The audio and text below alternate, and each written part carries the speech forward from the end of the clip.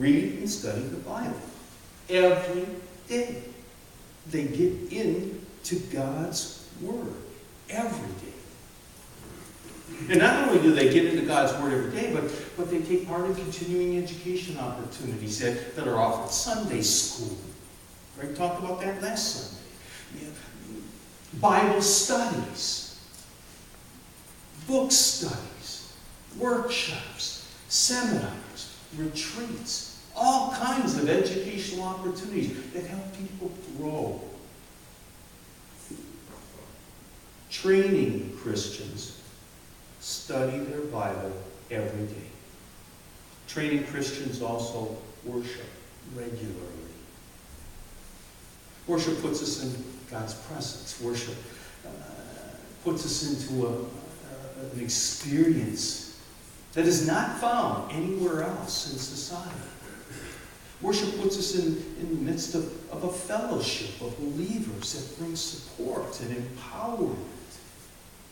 Training Christians realize that, so they attend worship regularly. So training Christians read and study their Bibles. They worship regularly. They serve. They pray. They give regularly.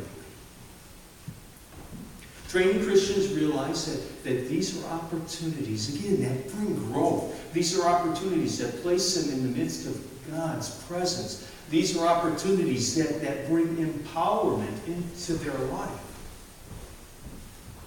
People who are trying, they'll pray once in a while. People who are trying, they'll serve if they twist their arm. People who are trying, they'll give. If they're in church that Sunday, they might give. Training Christians pray throughout every day. Training Christians serve regularly, daily, weekly.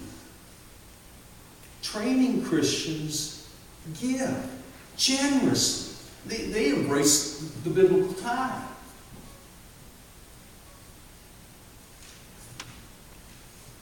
Christians who are serious about their faith,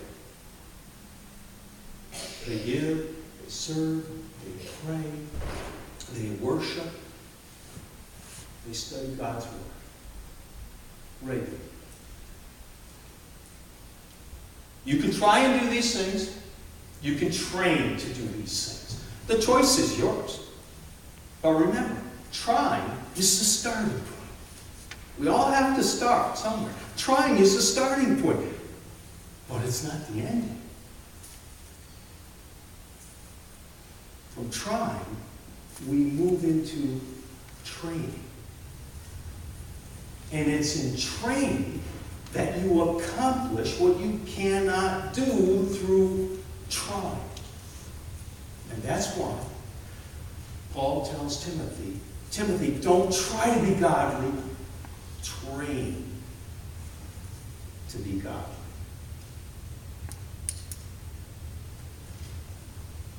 A couple weeks ago, I had a little conversation with our daughter, Marie, regarding our only grandson, Layton. I said, Marie, are you starting to work with Layton on teaching him how to say silent prayers? Table grace? I said, Marie, when we have Layton, we fold his hands, he keeps his hands together, and we say table grace with him. And then when it's over, he pulls his hands apart, and he's ready to dig in. I said, when we take care of Layton, we're already working with him to pray. And he's catching on a little bit. But you, as Mama, Jordan as Daddy, need to keep working on that. Are you doing it? She said, no, Dad, we're really not. I said, well, by the time you were 2, you were a good prayer. By the time you were 2, you and I, as your daddy and my little girl, we had powerful times in prayer.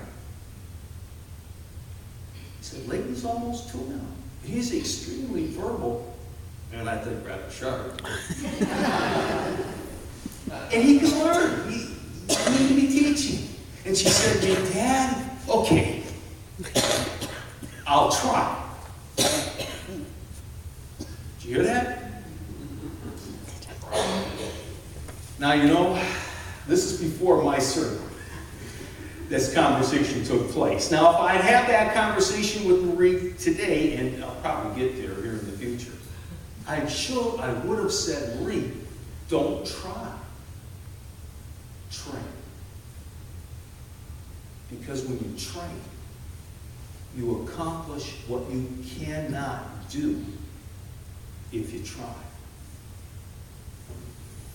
Paul told Timothy, train yourself to be godly.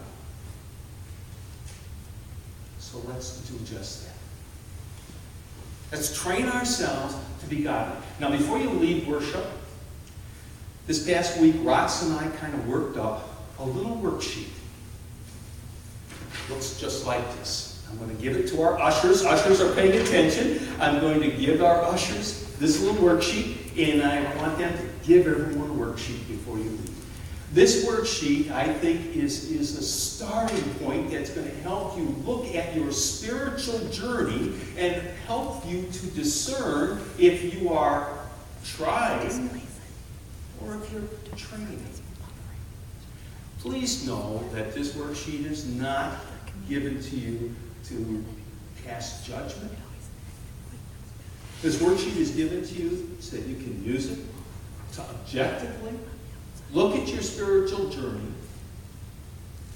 and evaluate where you are. Some of you, I know, are going to take this spiritual worksheet and you're going to feel really affirmed when you get done. You're going to have a smile on your face. And others of you are probably going to take this, fill it out, and you're going to feel a little challenged. That's okay.